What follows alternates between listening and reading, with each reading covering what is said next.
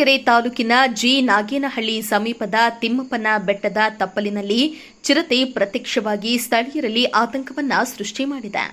ದೇವರಾಜು ಎಂಬ ರೈತರ ಜಮೀನಿನಲ್ಲಿ ಮೇಕೆಗಳ ಮೇಲೆ ದಾಳಿ ಮಾಡಲು ಚಿರತೆ ಬಂದಿದ್ದು, ಚಿರತೆಯನ್ನ ಕಂಡು ಗಾಬರಿಗೊಂಡ ಮೇಕೆಗಳು ಚೆಲ್ಲಾಪಿಲ್ಲಿಯಾಗಿ ಓಡಿವೆ. ಮೇಕೆಗಳು ಏಕಾಏಕಿ ಓಡ್ತಾ ಇರುವುದನ್ನ ಗಮನಿಸಿದ ರೈತ ದೇವರಾಜು ಅನುಮಾನಗೊಂಡು ಜಮೀನಿನತ್ತ ತೆರಳಿ ಪರಿಶೀಲನೆಯನ್ನ ನಡೆಸಿದ್ದಾರೆ.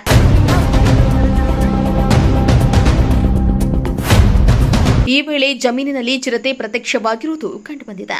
ತಕ್ಷಣವೇ ಸ್ಥಳೀಯರಿಗೆ ಮಾಹಿತಿಯನ್ನ ನೀಡಿ ಅರಣ್ಯ ಇಲಾಖೆಗೆ ವಿಷಯವನ್ನ ತಿಳಿಸಲಾಗಿದೆ. ಇನ್ನು ಮಾಹಿತಿ ಸಿಕ್ಕ ಕೂಡಲೇ ಸ್ಥಳಕ್ಕೆ ಧಾವಿಸಿದ ಅರಣ್ಯ ಇಲಾಖೆ ಸಿಬ್ಬಂದಿ ಚಿರತೆಯನ್ನ ಸೆರೆ ಹಿಡಿಯಲು ಕಾರ್ಯಾಚರಣೆಯನ್ನ ಆರಂಭಿಸಿದ್ದಾರೆ. ಸತತ ಕಾರ್ಯಾಚರಣೆಯನ್ನ ನಡೆಸಿದ ಅರಣ್ಯ ಇಲಾಖೆ ಸಿಬ್ಬಂದಿ ಮಂಗಳವಾರ ಸಂಜೆ ಚಿರತೆಯನ್ನ ಯಶಸ್ವಿಯಾಗಿ ಸೆರೆ ಹಿಡಿದಿದ್ದಾರೆ.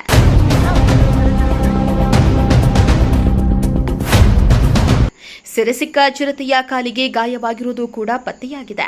ಅರಣ್ಯ ಇಲಾಖೆ ಸಿಬ್ಬಂದಿ ಚಿರತೆಗೆ ಪ್ರಥಮ ಚಿಕಿತ್ಸೆಯನ್ನ ನೀಡಿ ಸುರಕ್ಷಿತವಾಗಿ ಬೋನಿಗೆ ಸ್ಥಳಾಂತರಿಸಿದ್ದಾರೆ.